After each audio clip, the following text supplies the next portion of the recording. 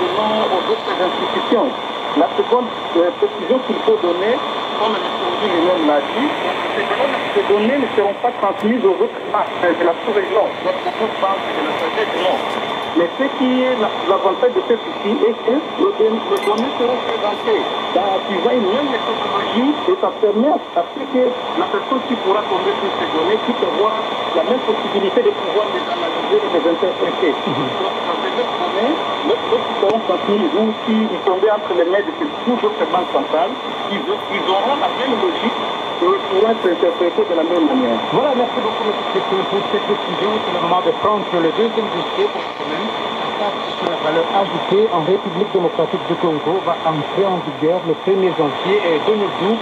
Il vient, comme vous le savez, remplacer l'impôt sur le chiffre d'affaires. Et c'était l'occasion mercredi dernier pour la Direction générale des impôts de sensibiliser les opérateurs économiques au cours du rationnement fiscal.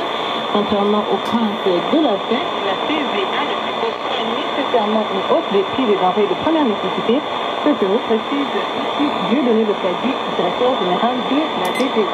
C'est pas seulement avantageux pour l'État, mais aussi pour les opérateurs économiques, à la mesure où la TVA ne fait pas partie du prix des réserves, ce qui leur permet de pouvoir améliorer des produits qui soient plus compétitifs qu'on a connu dans le système historique. Donc il y a plusieurs avantages. L'autre avantage aussi, c'est de rendre attractif en fait les territoires de la RDC à l'investissement, de pouvoir aussi faciliter l'intégration de la RDC dans le regroupement sous-régionaux où on applique la TVA.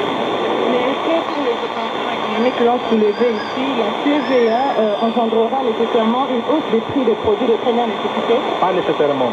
D'ailleurs, nous avons dit que la TVA, on ne devrait pas prendre prétexte sur l'introduction de la TVA pour qu'il y ait augmentation de prix.